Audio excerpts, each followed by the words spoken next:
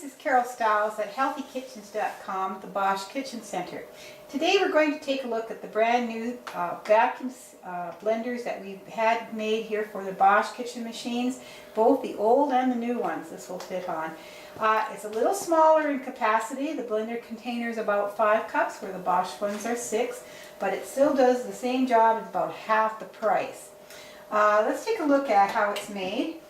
First of all, the base of it is a little different than what you're normally used to. It twists opposite to the way you would normally open things, so it's right to loosen it, and then left to tighten it. You can see that it's all plastic here on the bottom with a steel blade on top.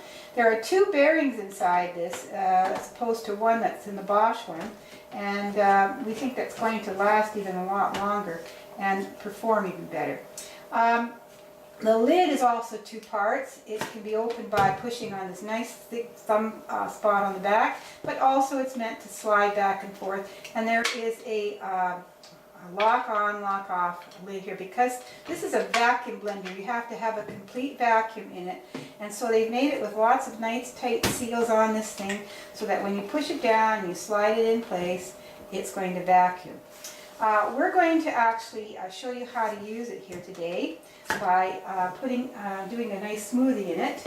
And we're going to start our smoothie with the liquids or the soft things at the bottom. So this is a tablespoon, 2 of nice non-fat Greek yogurt. Into that we're also going to put in some banana, which I have here, and we're going to drop that in the top as well. And we're going to put in some about a cup of frozen pineapple. You can use fresh pineapple if you want. You can put really any fruit or vegetable into a smoothie. They're just so different depending on how you prefer them. This one's going to be a little sweeter one. I'm going to add just a teaspoon or so of agave, which is a sugar replacement, and a cup of milk, of a little liquid, and about half a cup or so of ice cubes on the top. Okay, so we're going to put our lid on, and we put it to the right of the handle here, and we're going to slide it in place. Oops, I got to get it the right way here. Right of the handle, and slide it in place so that the knob here is underneath and makes a complete seal on it. And then what we're going to do is on the top, this piece lets you open and close. So if you wanted to add something, if you're making something that you wanted to add to your mixture, you could open it up and take it out and then put it back together and lock it in place. Now to vacuum seal it though, it has to be locked. So we've done that. We're going to put the little pump on top and give it a couple of pumps.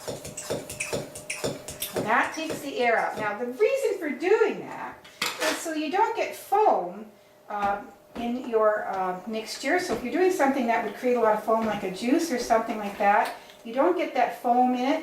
You also don't lose the color, you don't lose the nutrients, and the flavor stays because the air has been sucked out of it when you're going to do the blending here.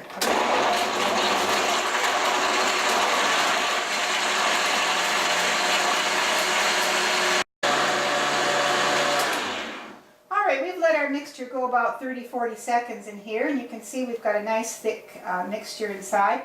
Now you take your blender off, but to get the lid off, because this is vacuumed, it would be very difficult to do it. So on the top, I want you to note there's a little red valve here, and all we have to do is just push that to the side. And did you hear that air suck out of it?